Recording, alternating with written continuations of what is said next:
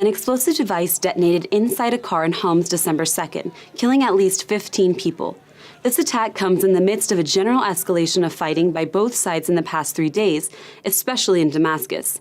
The regime's forces have responded with a number of search-and-destroy operations to push back rebel forces in the capital, in the midst of a general degradation in the regime's ability to carry out large-scale offensives against the rebels across Syria.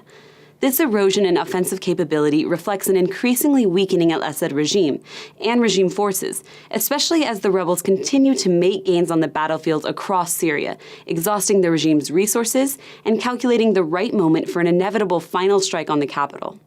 An escalation of rebel attacks on and surrounding the Damascus airport November 29th triggered another large crackdown by the regime on the rebels in the capital.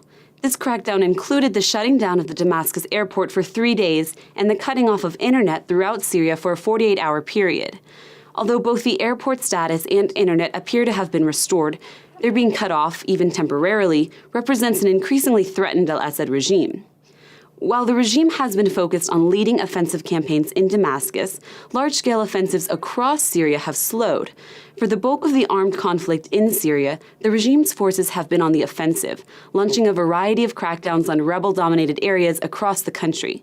However, until very recently, that strategy has shifted, and instead of launching sweeping offensives against rebel strongholds, the regime forces are using locally positioned government forces to engage the rebels with limited tactical support, including fighter jets and attack helicopters.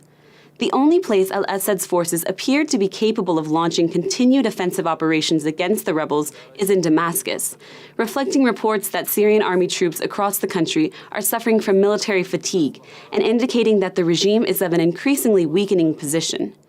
Even in Damascus, the strategy has devolved from holding and securing all of the capital to isolating the core of Damascus, while the suburbs continue to fall subject to rebel attacks.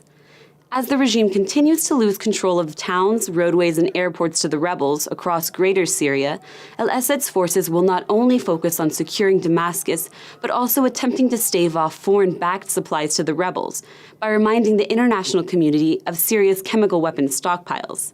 Such a reminder has recently been issued with the indications of the Syrian military's movement of chemical weapons that some say suggest a degree of potential chemical weapon preparation.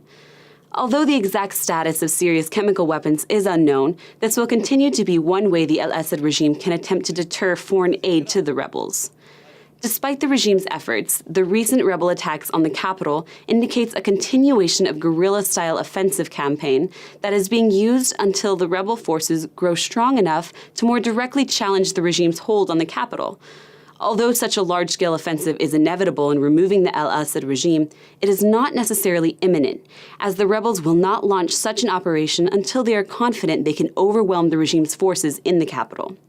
In the meantime, the rebels will continue to strike at the Syrian troops and infrastructure across the country, especially in their efforts to cut off transport routes between Damascus and the surrounding provinces. At the same time, rebels will attempt to neutralize the Syrian Air Force, no easy task, by overrunning regime air bases and through the use of increasingly present surface-to-air missiles.